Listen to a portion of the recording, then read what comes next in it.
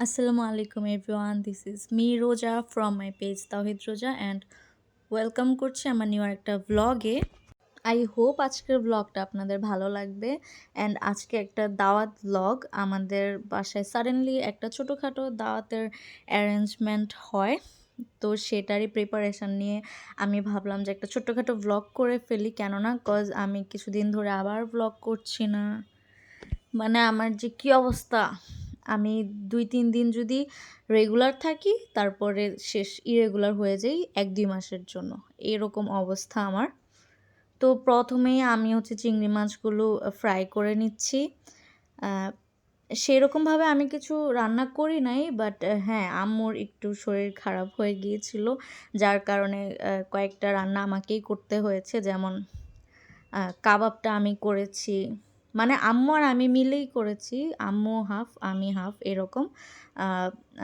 Roast আমি রান্না করলাম, এরপরে পোলাওটা আমি রান্না করলাম, আর হচ্ছে চিংড়ি মাছটা আম্মুই রান্না করছে। একদম চিংড়ি মাছ একদম জলদি জলদি করে রান্না করা হয়েছে, কারণ হচ্ছে দুপুরবেলা রাহি চলে আসছে অ্যান্ড কোনো প্রিপারেশনস ছিল না লাঞ্চের, তো জলদি জলদি করে রান্না করতে হয়েছে ওইটা।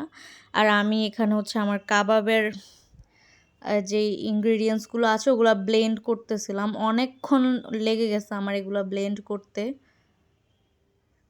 আর যেহেতু মানে সব কাজ নিয়ে অনেক বেশি দৌড়াদৌড়ি ছিল, তো আমি মানে ঠিক করে একটা সুন্দর বাটি নিয়ে ভ্লগ করব সেটাও করি নাই, বাসার যা ছিল তাই। তারপর হচ্ছে এই যে আমাদের আরহাম চলে আসছে, ও এত একটা হ্যাপি বেবি মাশাল্লাহ, মানে ওর সাথে থাকলে হ্যাপি হ্যাপি কাজ করে আমার। মানে ও মাশাল্লাহ এত হাসে, মাশাল্লাহ মাশাল্লাহ, আল্লাহ যেন মুখ না লাগে। ও এত হাসবে এত হাসবে, আপনার নিজেরই রিফ্রেশ হয়ে যাবে মাইন্ড। এরকম ওর সাথে থাকলে অনেক বেশি হ্যাপিনেস কাজ করে। আবার ও চলে গেলে আমার অনেক বেশি মন খারাপ লাগে। 2 দিন এসে ও আবার মানে দুপুরে আসলো বিকালে চলে গেলো, এরকম আমাদের হয় কি, আমাদের যদি মানে আম্মু একটু অসুস্থ হয়ে গেল, আমি একটু ভাল লাগছে না কাজ করতে, এরকম যদি হয় অ্যান্ড কাজ যদি বেশি হয়, তখন খালামণিকে বলি যে খালামণি আসো আমাদের হেল্প লাগবে, তো খালামণি চলে আসে, সাথে আরহাম তো আছেই।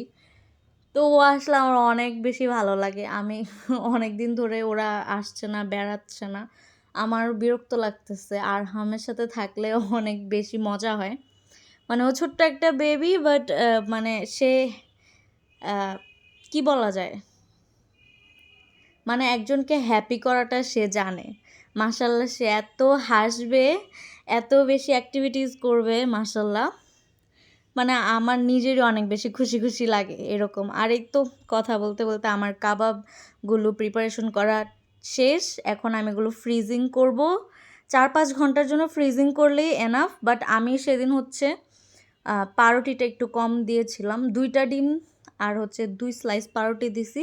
পাউরুটি আর একটু বেশি দেওয়ার দরকার ছিল, তাহলে বাইন্ডিংটা একটু হার্ড হতো, মানে কাবাবগুলো একদম একটু অনেকটা সফট সফট হয়ে গেছে, যেটা আমি চাচ্ছিলাম না আর কি। আর এই যে কিচেন এত ম্যাশড হয়ে আছে, মানে আমার আমার মাথায় ঘুরতেছিল যে রাতের বেলা আমাকে আর আম্মুকে এগুলা করতে হবে, আমাকে বা আম্মুকে, দুজন একসাথে না, যে আলাদা আলাদা করে।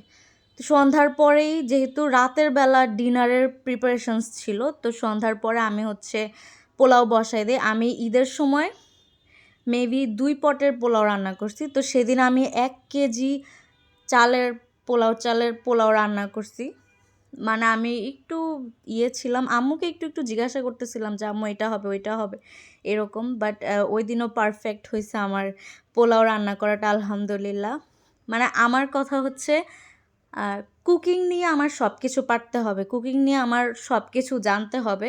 যদিও কুকিং করাটা, খাওয়াটা আমার এত বেশি পছন্দের না, জাস্ট একটু একটু খাবো এরকম, বাট রান্না বান্না করাটা অনেক বেশি মজা লাগে আমার কাছে।